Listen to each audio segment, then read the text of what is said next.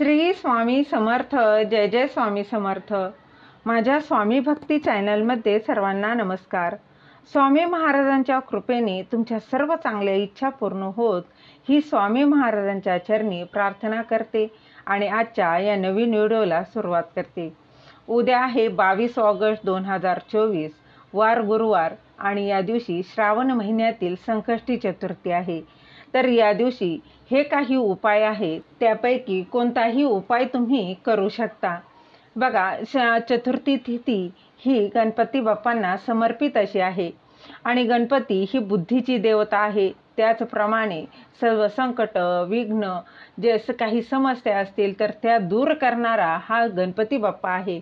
तर या चतुर्थी तिथीला आपण उपवास करत असतो, व्रत सेवा करत असतो. त्याचप्रमाणे या दिवशी जर काही उपाय जर केले तर ते नक्कीच फलदायी ठरत असतात. बघा, कुठलेही उपाय करताना अगदी श्रद्धेने, विश्वासाने केल्याना तर ते नक्कीच फलदायी ठरत असतात. तर यापैकी तुम्ही कुठलाही उपाय करू शकता. श्रावण पौर्णिमा म्हणजेच रक्षाबंधन झालं की सर्वांना वेध लागतात ते गणेश उत्सवाचे. श्रीकृष्ण जयंती, गोपाळकाला झाला की गणपतीच्या तयारीला वेग अधिक येत असतो. गणेश उत्सवाच्या आधी येणारी ही श्रावणातील संकष्टी चतुर्थी अतिशय महत्त्वाची मानली जाते आणि यंदा श्रावणातील संकष्टी चतुर्थी ही गुरुवारी येत असल्यानं त्याला विशेष असं महत्त्व प्राप्त झालेलं आहे. या दिवशी गणेशाच्या विशेष पूजनासह काही उपाय जर केले तर तुम्हाला उत्तम त्याचा फळ जे आहे ते नक्कीच प्राप्त होऊ शकतं. गणपती बाप्पांची कृपा होऊ शकते. तर प्रत्येक मराठी महिन्याच्या वद्य चतुर्थीला उपवास करून गणपती बाप्पांची आराधना करण्याची परंपरा ही प्राचीन काळापासून सुरू आहे. गणेश व्रतांमध्ये संकष्टी चतुर्थीचं व्रत हे सर्वात मोठं, सर्वश्रेष्ठ आणि सर्वोच्च मानलं जातं. संकष्टी चतुर्थी हे व्रत अगदी कोणीही करू शकतं. बघा, स्त्री करू शकते, पुरुष करू शकतं, वयस्कर असो द्या, मुलगा असो, मुलगी असो, अगदी कोणीही हे व्रत करू शकतं.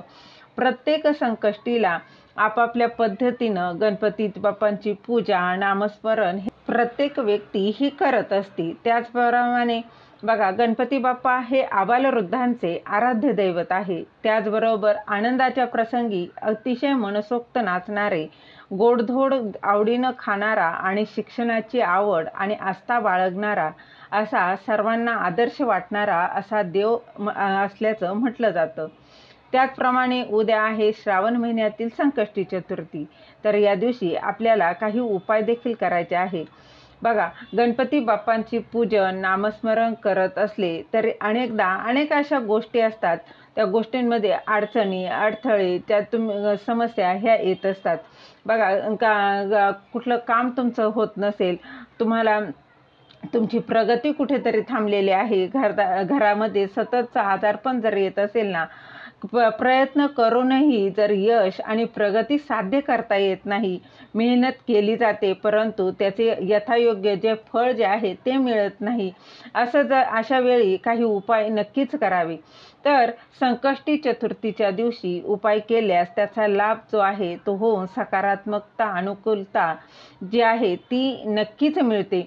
तर गणपती बाप्पाला आवडणारी फुलं आवर्जून या दिवशी अर्पण करावी. आपल्या सर्वांनाच माहीत आहे, लाल जास्वंदाचं फूल हे गणपती बाप्पांना अतिशय प्रिय आहे, ते आवर्जून व्हायचं आहे.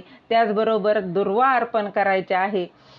तसेच यश प्राप्तीसाठी तुम्ही बघा, शिक्षण घेत असाल, त्यात यश येत नसेल किंवा जॉब करत आहात, तिथे देखील तुम्हाला म्हणावं असं यश मिळत नसेल, अगदी कुठलंही प्रत्येक कामात यश प्राप्तीसाठी, तुमच्या प्रगतीसाठी गणपती बाप्पांना 11 दुर्वांच्या 11 जोड्या नक्कीच अर्पण कराव्या. आता बघा, दुर्वा घेताना हे नेहमी त्रिदल दुर्व जी आहे ती घ्यायची आहे. म्हणजेच काय, 3 पानं असलेली दुर्वा, अशा तुम्हाला 11 दुर्वांची एक जोडी, अशा 11 जोड्या नक्कीच अर्पण करायच्या आहे. यामुळे तुमच्या ज्या समस्या आहेत त्या नक्कीच दूर होणार आहे. त्याचबरोबर गणपती अथर्वशीर्ष नक्कीच पठण करावं. अगदी रोज पठण केलं तरी अतिशय उत्तम. म्हणता येत जर नसेल ना, अगदी मनोभावे तुम्ही यूट्यूबला लावून श्रवण केलं तरी चालणार आहे.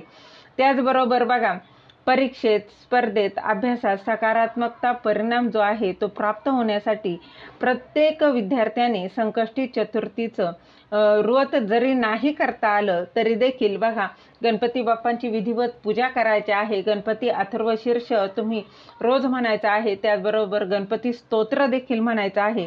हे व्रत अगदी मनोभावे करा. नक्कीच तुमची बघा प्रगती झालेली तुम्हाला दिसून येईल. श्रावण हा महादेव शिवशंकरांना समर्पित असल्याचं मानलं जातं आणि त्यामुळे श्रावणातील संकष्टी चतुर्थीला गणपती बाप्पांची पूजा करण्यासह शिवपूजन आवर्जून करावं. गणपती हे शिवपुत्र मानलं गेलं असल्यामुळे शिवशंकर आणि गणपती बाप्पा या दोघांचे शुभ आशीर्वाद प्राप्त होऊ शकतात. असे अतिशय साधे आणि सोपे हे उपाय आहे. यातील जो तुम्हाला उपाय करता येईल तो आवर्जून श्रावण महिन्यातील संकष्टीला तुम्ही नक्की करा. त्याचं बघा लवकरच तुम्हाला अनुभव आलेला दिसून येईल. झालेली सेवा महाराजांच्या चरणी रुजू करते. दिलेली माहिती तुम्हाला आवडली असेल तर लाईक करा, शेअर करा, सबस्क्राईब करायला विसरू नका. श्री स्वामी समर्थ. जय जय स्वामी समर्थ.